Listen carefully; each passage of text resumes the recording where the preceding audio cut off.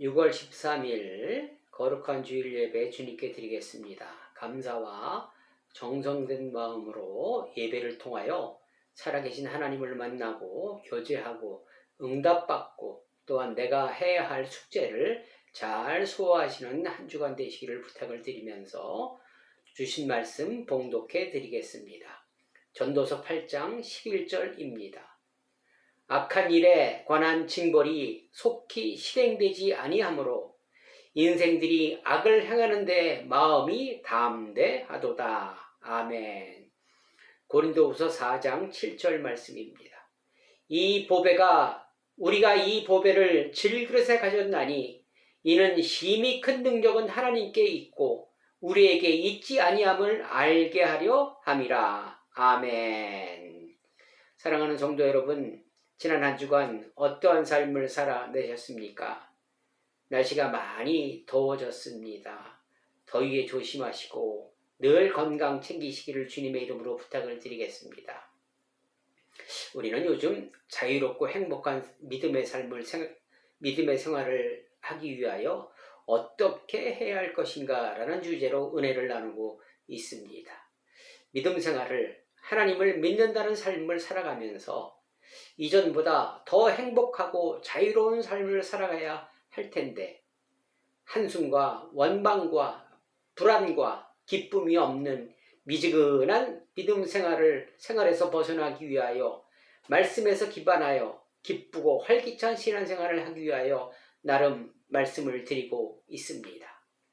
여러분, 돈에서 자유한다면, 돈 문제에서 염려와 걱정이 없다면 한결 행복해질 것입니다. 아마 탈부능선은 넘었을 것입니다.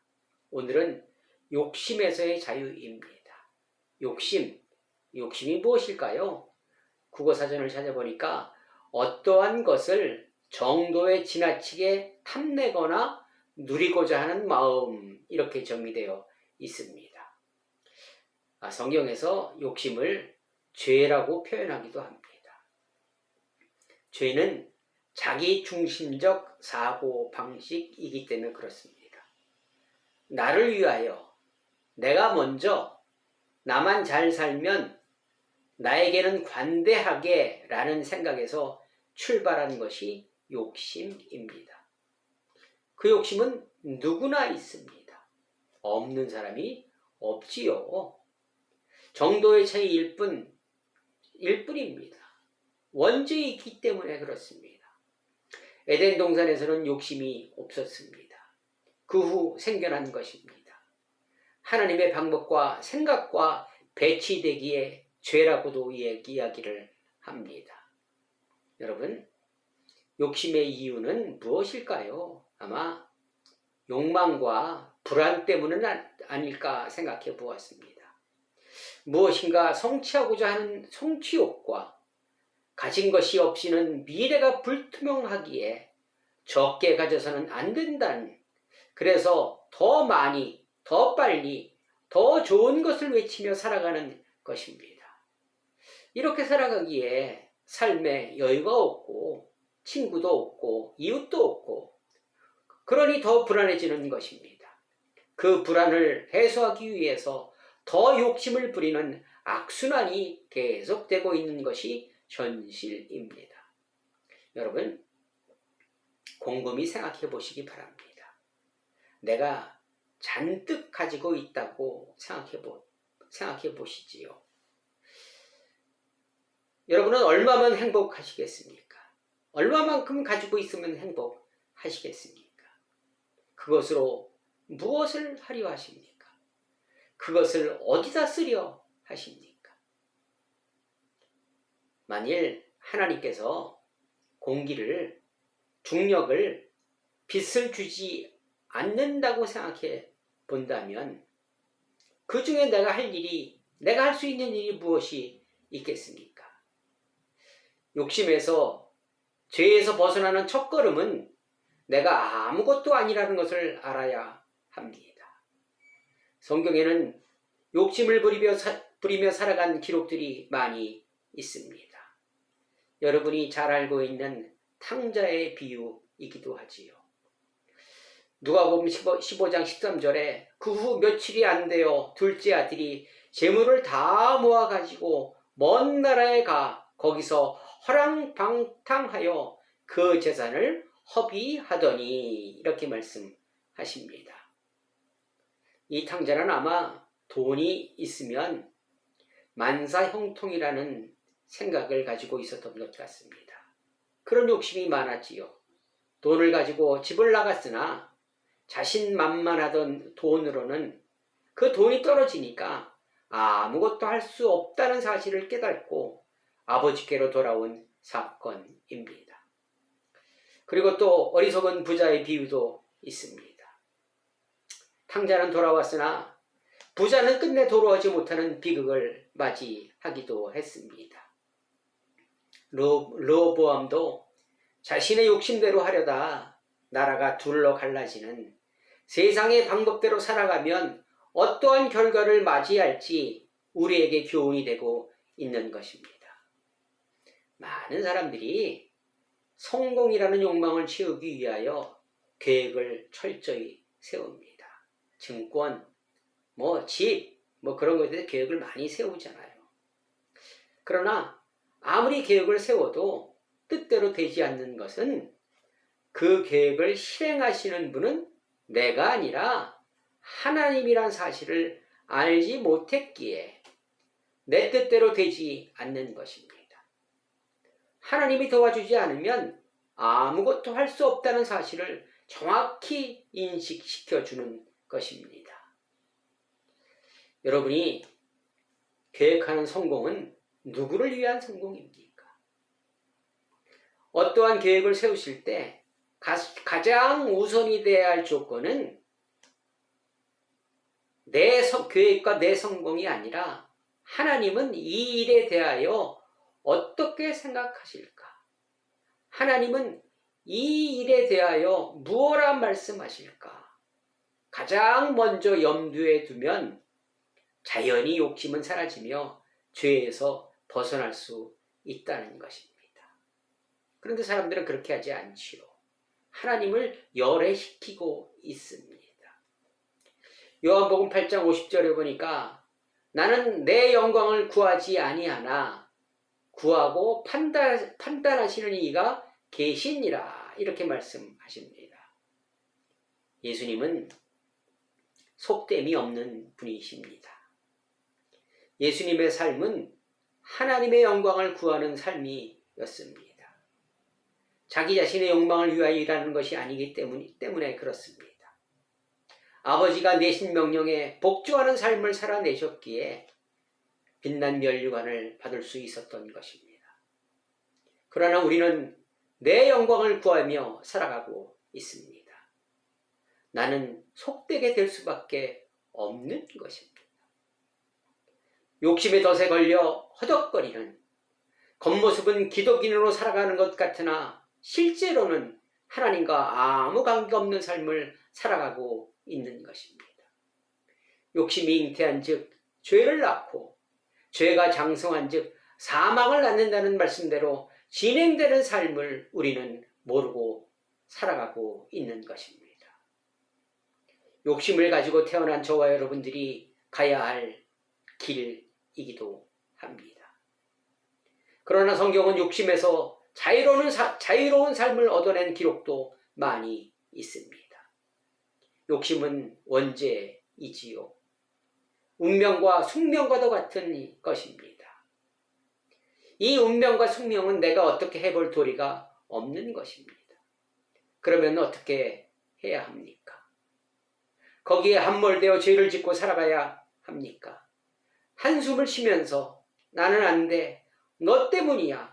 왜 우리 부모는 나를 흙수저로 놨어? 이렇게 원망하며 살아가시겠습니까? 아닙니다. 바꿀 수 있습니다. 전체를 다 바꾸지 않으면 바꿀 수는 없으나 하나님 우리는 배움으로 그것을 바꿀 수 있으며 능력자를 의지함으로 얼마든지 운명과 숙명을 바꿀 수 있는 것입니다. 여러분, 날 때부터 부모한테 유전되는 것이 있다고 합니다. 첫째는 지능지수가 그대로 자녀에게 전달된다고 합니다. 그리고 두 번째로는 성격이라고 합니다. 이 바탕은 주어지는 것이나 배움으로 조금씩 변화시킬 수 있다는 것입니다. 운명은 자유의지로, 하나님께서 저와 여러분에게 자유의지를 주셨잖아요. 그것으로 여러분, 내가 어떠한 노력을 하냐에 따라서 여러분 어느 정도는, 어느 부분은 가능하다는 것입니다. 자유와 가능성을 가지고 운명을 거스리는 삶을 용기 있는 삶이라고 이야기하고 있습니다. 아무것도 안 하면 운명의 확장으로 꼼짝 마라 하는 세상이 됩니다. 왜 나를 이렇게 원망하지 말고 받아들여 선택의 여지가 많아질 때 삶은 즐거움으로 가득해집니다. 반드시 필요한 사실입니다. 우리는 어떠한 이해되지 않는 큰 어려움에 봉착했을 때 우리는 환경을 또 남을 남탓한다면 많이 그렇게 하고 있지요. 그러면 그 어려움을 통한 고난의 교훈을 얻지 못할 것입니다. 어려움 속에서 내가 무엇을 해야 할 것인가, 어떻게 할 것인가 찾고 두드린다면, 그 능력자를 의지한다면 어려움의 파고에서 돈 주고도 얻지 못하는 교훈과 성장을 이룰 수 있는 것입니다. 고린도후서 4장 7절, 우리가 이 보배를 질그릇에 가졌나니 이는 심히 큰 능력은 하나님께 있고 우리에게 있지 아니함을 알게 하려 함이라, 이렇게 말씀하십니다. 나는 아무것도 할 수 없는 존재이며 욕심이라는 숙명과 운명을 가지고 태어났으나 하나님께서는 이런 우리를 위하여 보배를 준비해 두셨다는 것입니다. 그러므로 우리는 이 보배를 발견하고 이 보배로 말미암아 내가 살아갈 수 있다는 사실을 기억하고 찾아내어야 한다는 것입니다. 내 안에 그 무엇과도 비교할 수 없는 값진 보배를 지니고 있다면, 그리고 그 사실을 안다면 세상에 그 어떤 것도 부럽지 않을 것입니다. 귀한 보배를 찾고 그 가치를 찾는 일에 욕심을 내야 할 것입니다. 이것이 우리가 해야 할 일입니다. 예수님은 나에게 어떤 존재이며 나와 그분은 어떤 관계인지, 그분 없이는 내가 무엇을 할 수 있는지 생각해 보시고 우리에게 주어진 운명을 바꾸는 일을 할 때 욕심에 덧에서 벗어날 수 있는 것입니다. 여러분, TV나 그런 데서 보면 어부들이 고기 잡는 모습을 가끔 봅니다. 여러분, 그럴 때 어부들이 어떤 그물을 바다에 내릴까요? 빈 그물을 내립니까? 아니면 많이 가득 찬 그물을 바다에 던집니까? 예, 빈 그물을 던집니다. 그래야 거기에 고기들이 걸려 나옵니다. 가득 담은 그물에는 고기들이 들어가질 않습니다. 이것은 무엇을 의미할까요? 내 생각과 내 방법과 내 능력을 비우고 하나님의 나라에 그물을 던져야 한다는 것입니다. 저와 여러분이 생각하는 것은 무엇입니까? 마태복음 15장 19절에 보니까 마음에서 나오는 것은 악한 생각과 살인과 간음과 음란과 도둑질과 거짓 증언과 비방이니, 이렇게 말씀하십니다. 저는 혼자 가만히 묵상해 보니까 내가 하는 일이 전부 죄뿐이라는 것을 느끼고 있습니다. 그런 나를 사랑하시는 주님을 생각하니 눈물이 날 따름입니다. 그런데도 죄악에 있는 나의 모습을 보면서 정말로 내가 할 수 있는 것이 아무것도 없다는 사실, 하나님이 도와주지 않으신다면 숨조차 쉴 수 없다는 사실을 깨달며 느끼며 살아가고 있습니다. 오늘 저와 여러분이 나누는 말씀도 주님이 주시지 않았다면 아마 못했을 것입니다. 하나님이 허락하셨기에 가능했던 것입니다. 저와 여러분을 이 땅에 보내신 분은 그분이십니다. 그분이 명령하는 그 일을 하기 위하여 보냄을 받은 것입니다. 그 일은 선한 일이지요. 이런 선한 일을 하기 위하여 나를 보내신 것입니다. 디모데후서 2장 20절 이하의 말씀을 보니까 집에는 큰 그릇과 큰 그릇, 또 나무 그릇과 질 그릇도 있고 귀하게 쓰이는 것도 있고 천하게 쓰이는 것도 있다고 합니다. 또 21절에 보니까 그런 것에서 자기를 깨끗하게 하면 귀히 쓰는 그릇이 되어 거룩하고 주인의 쓰임에 합당하며 모든 선한 일에 준비함이 되리라. 이렇게 말씀하십니다. 여러분은 어떤 그릇 되기를 원하십니까? 우리는 모두 금그릇이 되어야 되겠다는, 금그릇이 최고라는 생각에서 가득 차 있습니다. 그러나 버리셔야 합니다. 그 금그릇과 질그릇은 주님이 정하시는 것이지 내가 만드는 것이 아니라는 것입니다. 창조주의 역할입니다. 금그릇이나 질그릇은 쓸데가 따로 있다는 것입니다. 각자 구분되어 있다는 것입니다. 금그릇 쓸 때 질그릇이 사용되지 못하고 질그릇 사용하는 곳에 질그릇 사용하지 못한다는 것입니다. 아무렇게나 막 사용하지 않지 않습니까? 그런데 막상 사용하려 하니 그릇에 무언가 가득 들어가 있다면, 설거지가 되어 있지 않다면 사용할 수 없는 것과 마찬가지입니다. 제가 설거지에 남다른 철학이 있는데 그래서 자주 합니다. 그것은 바로 오늘 본문의 말씀입니다. 여러분, 신앙생활은 고백을 삶으로 살아내는 과정이라고 얘기를 합니다. 여러분, 혹시 신앙의 3H 들어보셨습니까? 첫 번째로 헤드입니다. 헤드. 머리로 깨닫기죠. 말씀을 듣고 읽고 배울 때 분별력이 생기고 어떻게 해야 할 것인지 깨달을 수 있다는 것입니다.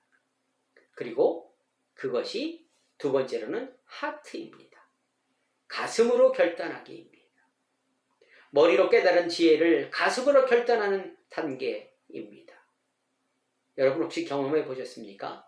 말씀을 들을 때 가슴이 뜨거워진 적이 있으십니까? 그리고 세 번째가 핸드입니다. 손으로 실천하기입니다. 부뚜막에 소금도 넣어야 짜다는 속담이 있듯이 아무리 알고 가슴이 뜨거워도 실천으로 이어지지 않으면 소용이 없는 것입니다. 그러나 우리 현실은 어떻습니까?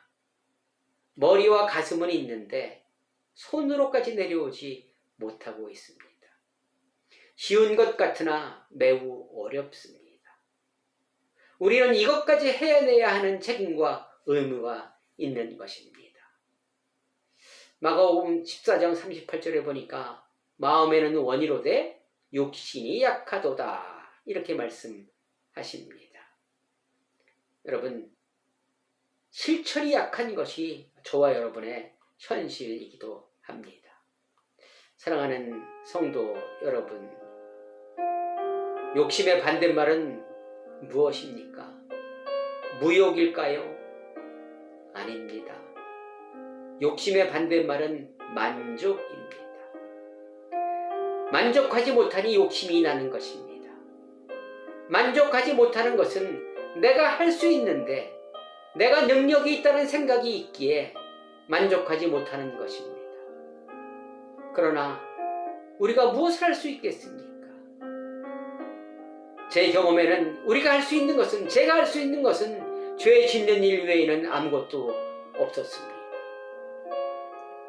내 주위의 모든 것을 주신 분은 하나님이십니다.